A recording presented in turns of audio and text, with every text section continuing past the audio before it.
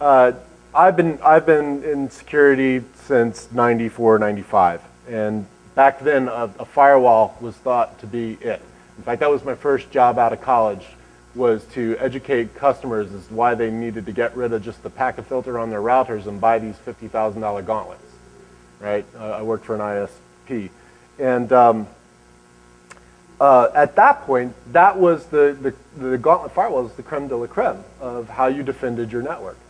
But what happens is over time, and you'll see this actually in the data from the data breach report, not to keep bringing it up, but it supports this, is that we tend to create Maginot lines. The obvious idea with firewalls is,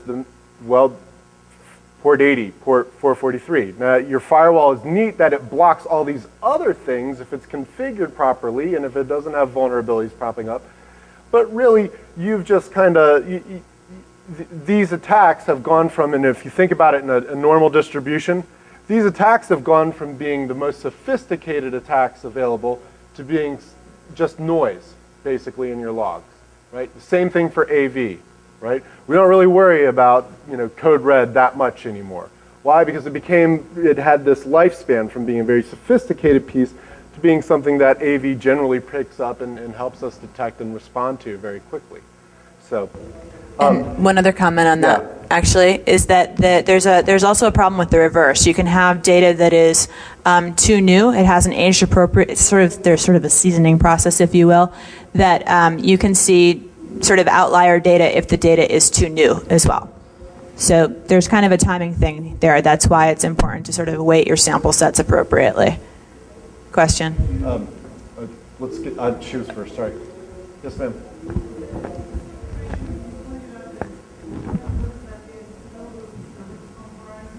No. Okay, so.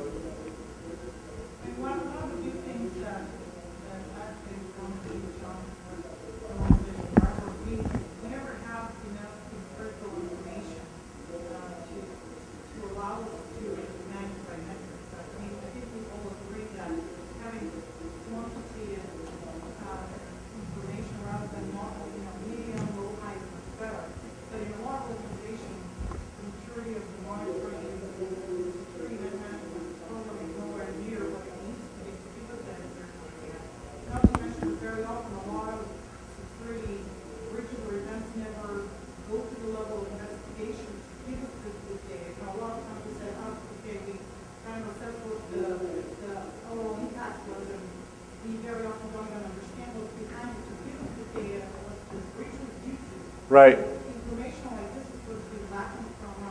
So that's why we released the framework, right? Because we had that same problem, right? We don't have any data, but we want data out of it. We want to do quant analysis. We want to do these things, right? So the first thing was, well, how do we go get it, right? And that's what's cool about this year's data breach report is yeah, there's lots of great stats. I hope you read it. I hope you love those things. But to me, as kind of a dork, one of the coolest things is we actually went to a separate organization. We gave them a framework for which they could collect metrics from, basic analog experience, right? And they actually did it with a little bit of training. They had to figure it out, but they actually did it. So what I would offer is what you're talking frustration, and I feel it, and you're talking frustration on two things. One, the models aren't helping you get quant data. Right? Why? Because it's, well, what's likelihood? I don't know, 10%? Does that sound good to everybody in the room? Yeah, it's 10%, great. You have nothing, there's no structure to get you at that. There's a basic theorem, and that says if there's a model, right, and you and I both are given that model, the way to execute an outcome of the model in the same data, you should be able to go in that room, I should be in this room, we should have cones of silence, and we should come out with relatively similar results. Maybe our Monte Carlo simulations will be slightly different or whatever, but we should have relatively similar results. There are very few, let me back off of that because I know a couple of people with good models, but there are very few risk management programs that are that sophisticated yet, and very, very, very few models that you can do that with. Very few. So Varus, it was built. Now when I say it's freely available, varusframework.wiki.zoho.com. It's all right there. Yeah, it's linked all over the report. In fact, we have little call-outs and we talk about the data collection strategies and so forth. So you have a model problem. You also have, the models also give you context, right? So one of the reasons why we don't know where to go because the models are ridiculous as well. So there are several problems, and it just takes kind of a rational, critical thinking moving forward. Yes, sir? I was going to ask, you don't have a list of successes. Right. You don't have a list of what works. So how do you know, percentage-wise, are you saying that because this attack happened over here and nowhere else, I can use the other? No, sir. No, sir.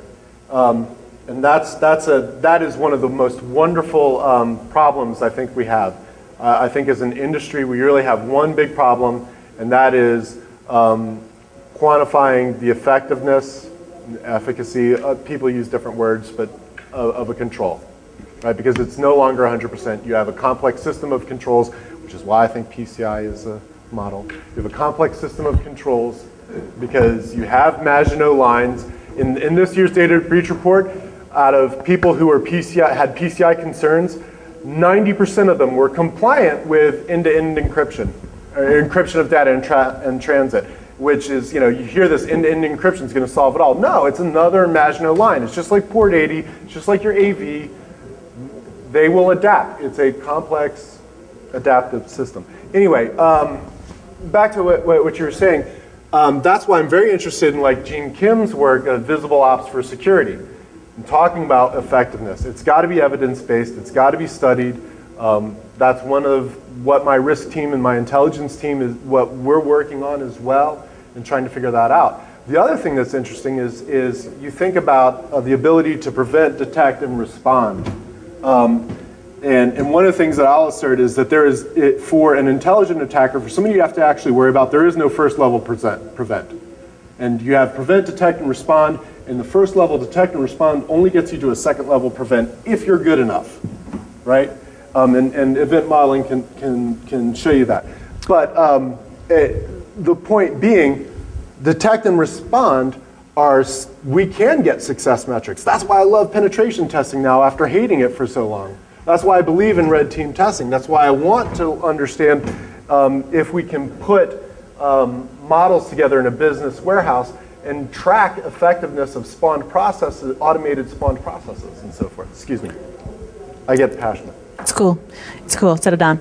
So it can be done. It probably will be done. I mean, this is, I think, the various frameworks come a long way, Alex, but it's still in early stages. Oh, it's still very, very, very early. We're still in the problem of, if you're trying to do pattern detection, you have to, at least in retrospect, after some amount of time, know if you made a right versus wrong decision, right? So after some time, more sophistication in data, more data, I think that it will become clearer what the success stories are. So in transaction modeling, in fraud, for example, we have to know at the end of the day whether we made right or wrong decisions, because it costs us money either way. So since we're trying to optimize those decisions based on a couple of factors, but those factors become money for us very quickly, we want to be very precise, right? If we were highly, highly risk averse and there was no cost to, say, declining good transactions to us,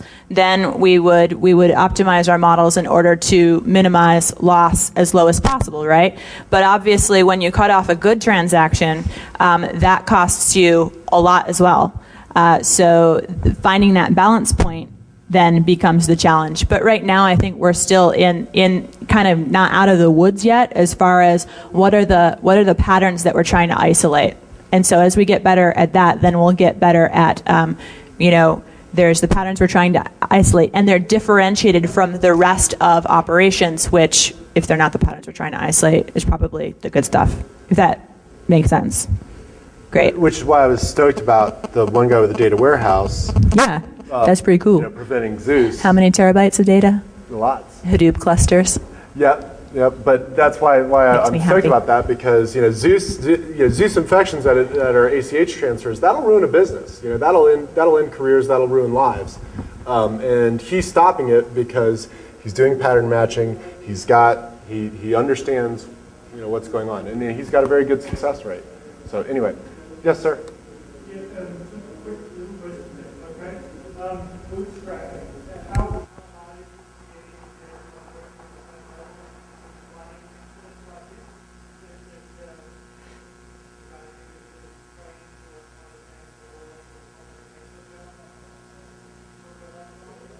Sure, and I've got actually several years of experience in training that. I will tell you that for financial institutions, security departments, I've seen it be very easy.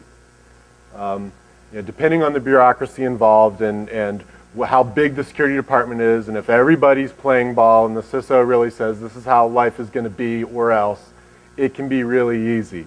We've done 2-day trainings for sophisticated risk models and had success. We've done, kind of a couple morning trainings on the Verus framework. We're developing software for training that's going to make it even easier for folks. So it can be done fairly easily. Just depends on kind of the width of the security department and the breadth of the training that you're giving.